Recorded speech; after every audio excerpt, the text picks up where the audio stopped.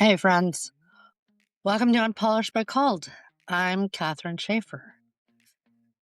And today's conversation is one that most of us don't mind in theory until it starts getting personal. Because following Jesus sounds good. It feels right. It carries meaning, direction, purpose. All the things we want to be true about our lives. There's something about it that draws us in, especially in the beginning. It feels like clarity after confusion, direction after wandering, like something solid we can finally stand on. But then something else starts to happen. Not all at once, just slowly enough that we don't always notice it right away. Things start changing, not just beliefs or ideas, us. And that's where this gets real. Because it's one thing to say we want to follow Jesus. It's another thing to realize that following him actually changes things we were comfortable keeping. Not always the obvious things. Sometimes it's the smaller patterns, the familiar responses, the way we think, the things we justify without even thinking about. The parts of us that felt normal before start to feel different, and that difference isn't always comfortable. That's where the expectation and the reality start to separate. We expect either instant change or no real change at all. What we get is something in between, slower, more honest, things that actually reach into the parts of our lives we didn't plan on handing over. And if we're not prepared for that, we either get frustrated with the pace of change or we quietly resist it altogether. So this isn't about pressure, it's about honesty. Because following Jesus doesn't leave us the same, even when we try to hold on to the parts of us that feel easier to keep. There is a tension that becomes more noticeable over time. And it doesn't usually show up all at once. It builds gradually as awareness increases. Something begins to shift internally. There's a clearer understanding of what aligns and what doesn't. And yet the outward response doesn't always match that awareness right away. That gap between seeing clearly and moving accordingly is where a lot of us end up sitting longer than we expected to. What makes that space difficult is not a lack of desire. It's the reality that knowing something and living it out are not the same process. Clarity can arrive quickly, but response often takes longer. Patterns that have been built over time don't dissolve the moment they are recognized. Familiar ways of reacting, thinking, or justifying don't immediately lose their pull just because we now understand them differently. That doesn't mean nothing is happening. It means something deeper is being worked through instead of something surface level being adjusted. This is also where frustration can begin to settle in if expectations haven't been adjusted. When change doesn't look immediate, it can feel like it isn't happening at all. There can be a quiet assumption that if something were truly different, it would be obvious by now. That assumption creates pressure that doesn't actually help the process. It pushes toward quick fixes or outward adjustments that look like change without actually being rooted in anything lasting. At the same time, there are areas that feel familiar enough that they don't immediately register as something that needs to change. Not everything that is out of alignment feels uncomfortable right away. Some patterns have been part of daily life for so long that they feel normal, even when they are being quietly challenged. That's where honesty starts to matter more than awareness, because seeing something clearly doesn't automatically lead to responding to it. And this is where people tend to get stuck. Not in a dramatic or obvious way, but in a way that blends into everyday life. It shows up in the space between I know and I'm doing. It shows up in moments where something is recognized but not acted on, where conviction is felt but not followed through. That space can become familiar if it isn't addressed. And familiarity makes it easier to stay there without questioning it. There's also a subtle shift that happens when that space becomes normal. Awareness remains, but urgency fades. Something can be acknowledged without being taken seriously enough to move. Over time, that creates a kind of internal disconnect where truth is understood but not fully applied. And that disconnect doesn't always feel like resistance. It often feels like waiting, like needing more time, clarity, or the right moment to respond. The problem is that the longer that pattern continues, the easier it becomes to stay there. Not because we don't want to change, but because we've learned how to live with the tension without addressing it. And that's where growth slows down. Not because God stops working, but because response becomes delayed. The process doesn't stop, but participation becomes inconsistent. There's still awareness, movement beneath the surface, but the outward response lags behind, and that gap remains. Another layer to this is that real change doesn't always feel like improvement while it's happening. It often feels like disruption. It can feel like tension that doesn't resolve quickly, like seeing more clearly but not yet knowing how to move differently in every situation. And that can be uncomfortable enough that it becomes tempting to either force change just to relieve the tension or ignore it so it doesn't have to be dealt with at all. Neither of those approaches lead to what's actually taking place. Forced change tends to stay external and temporary. Ignored change stays internal and unresolved. What is actually happening is something slower and more real. This is also where honesty becomes necessary in a way that isn't about pressure, but about clarity. If nothing at all is shifting over time, even slowly, even in ways that are only noticeable when looking back, that is something worth paying attention to. Not in a way that creates panic or self judgment, but in a way that invites reflection. Direction matters more than speed, but direction still matters. Following Jesus doesn't mean everything changes overnight, but it does mean something changes over time. That change might not always be obvious in the moment. It might show up in smaller ways, and how something is recognized sooner, in how a reaction begins to shift slightly, or how something that once felt normal starts to feel out of place. Those changes don't always feel dramatic or explosive, but they reflect something deeper than surface level adjustments. What this conversation is pointing to is not perfection, just movement, not flawless behavior, direction. Because staying exactly the same over time is not what following Jesus produces. It produces change, even when that change is slower, quieter, and more uncomfortable than we expected.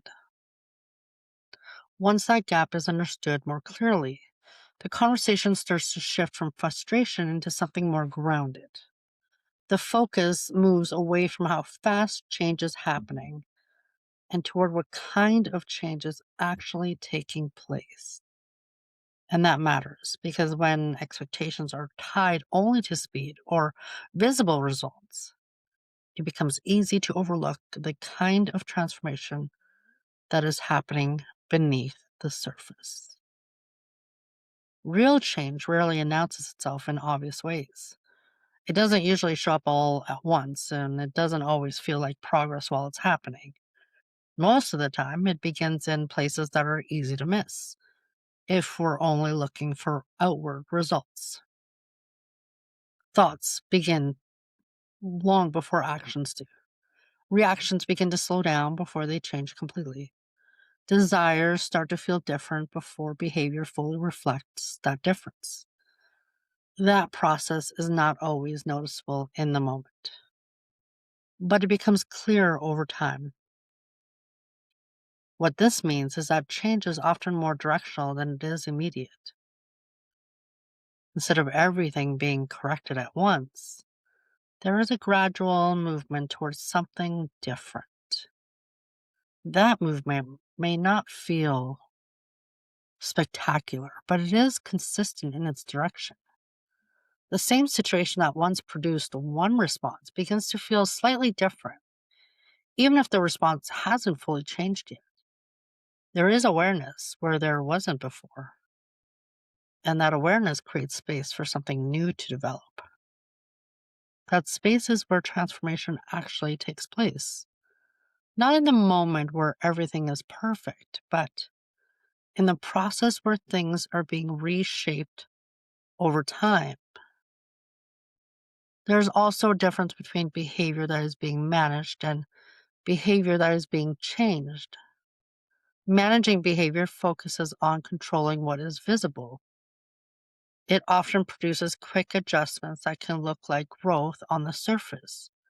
But those adjustments don't always last because they are not rooted in anything deeper. Real change works differently.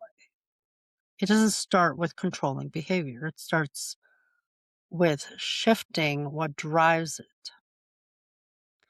That's why desires matter. When desires begin to change, even slowly, it affects everything else over time. What once felt natural begins to feel out of place. What once felt easy begins to create tension. That tension is not a sign that something is wrong, it's a sign that something is being realigned. It doesn't mean the process is complete, but it does mean it has started. That's the part that is easy to overlook if we're only measuring change by what is immediately visible. Because desire movement is quieter than behavior changing, but it's also more lasting. This is where patience becomes necessary in a way that doesn't always feel comfortable. Not passive patience, but a steady willingness to stay engaged in the process without trying to rush it or abandon it. Real change doesn't respond well to pressure, and it doesn't disappear when it's ignored. It continues. But how we engage with it determines whether we move with it or remain in the same place while it's happening. There's also a level of honesty required here that keeps this from becoming surface level. It's possible to acknowledge change without fully participating in it. It's possible to recognize what needs to shift and still delay responding to it. That's where the tension from what we said earlier comes back into view, not as something to avoid, but as something to pay attention to. Because awareness without response doesn't lead anywhere. And over time, that's where stagnation begins to form. Not because change isn't happening, because it isn't being followed. This is also where the conversation connects to something practical. Knowing that change is supposed to happen and recognizing that it takes time is one thing. Actually learning how to walk that out without getting stuck in overthinking or drifting into passivity is something else. That's where having something that grounds you in how to actually sit with God and process what's happening becomes important. That's the reason I wrote Living the Word and why it exists. Not as something heavy or structured in a way that adds pressure, but as something that helps make sense of what's actually happening in real time. It walks through how to engage scripture and hear God clearly. So when something begins to shift, it's not just felt, it's understood. That clarity makes it easier to respond instead of staying in that space between knowing and moving. Because change isn't just about seeing something, It's about knowing what to do with what we see. There's also an uncomfortable truth that sits underneath all of this, and it's one that's easy to avoid if we're not paying attention. When nothing at all is changing over time, when there's no movement, no shift in direction, no growing awareness that leads anywhere, that's something worth pausing over. Not in a way that creates fear, but in a way that invites honesty. Following Jesus doesn't leave everything untouched. It doesn't mean instant perfection, but it does mean something begins to move. If that movement isn't there at all, it's not something to ignore, it's something to look at. This is where the conversation lands in a way that brings everything back into focus. Following Jesus doesn't make us perfect. It makes us different over time. That difference might not always be obvious in the moment, and it might not always feel like progress when we're in the middle of it. But it becomes clear when we look back and see that something has shifted that didn't shift before. Reactions begin to change, thoughts begin to settle differently, desires begin to move in a new direction. Those changes don't happen all at once, but they do happen. And that's what matters. So this is one of those conversations that doesn't end when the episode ends. Because once we start to recognize this process, we begin to see it in real time. It shows up in the moments where something shifts slightly, in the places where awareness turns into movement, and in the areas where we realize we're not the same as we were before, even if we're not fully where we want to be yet. That's where this becomes less about measuring progress and more about recognizing direction. Not everything needs to happen quickly to be real. Not everything needs to feel dramatic to matter.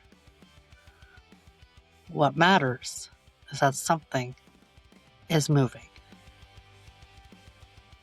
If you want to keep walking this out, not just listening to it once, but actually learning how to stay engaged in the process, everything is connected in the show notes. We have the Facebook page, we have a group. It's all there to keep the conversation going. We have books and resources as well on the website. It's there to help make this practical so it doesn't just stay theoretical. And this isn't about getting it perfect. It's about not staying the same. So thanks for sitting in this conversation with me. And we'll talk again soon.